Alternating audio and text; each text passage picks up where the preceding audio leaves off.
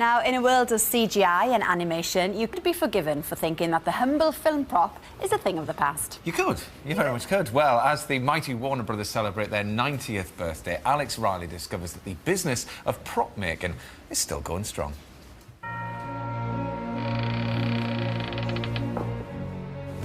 That was nowhere near as comfy as they promised me. In the last 90 years, Warner Brothers Studios have produced some of the most iconic films of all time.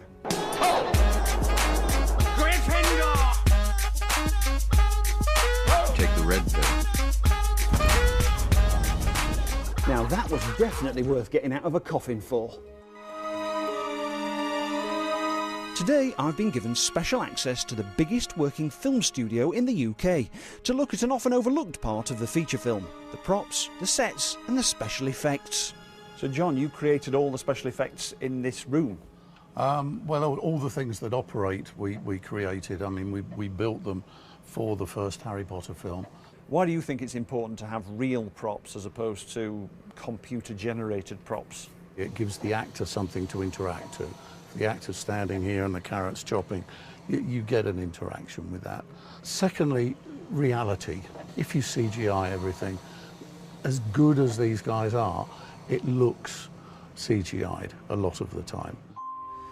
Of course, many films are based around books or comics. So how do you go about designing sets and props for a film that the audience have already read about? Take this, for example. This is a Wonka bar from Tim Burton's Charlie and the Chocolate Factory. Now, so many people have read the Roald Dahl book. They all had an idea of what the greatest chocolate bar in the world should look like, and somebody actually had to make it and get it on the screen. It's my candy bar, and I'll do what I want with it. Now, these are newspapers from the Dark Knight movies. You don't see a huge amount of them in films, but, you know, people went to a lot of trouble to mock up these newspapers. You know what is really interesting? For example, there's a story here, scientists at CERN trap antimatter for 16 minutes, which is, you know, great fun. But actually, they have written an entire article about that. The key about props to me as a movie lover is that it can't be too distracting on the whole. These things just have to blend in. But then, of course, some props are there to be noticed. Some props are there to really make your jaw drop.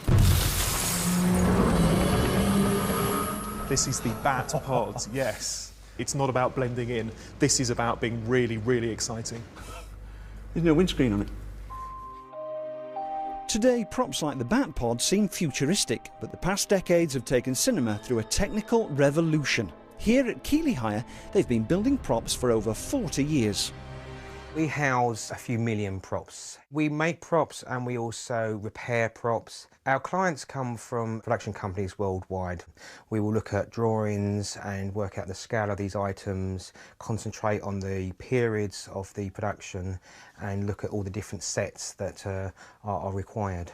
There doesn't seem to be any other country that houses as many prop suppliers as this industry, and also the talent of the crews here is absolutely amazing.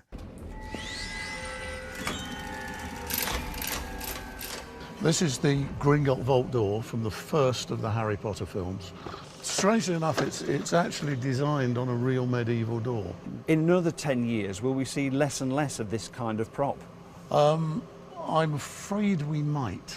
There are a number of us fighting to do as much for real as we can. Do the bits in CGI that are impossible to do for real, but you get out of it a film that has a reality and a bite that is much better.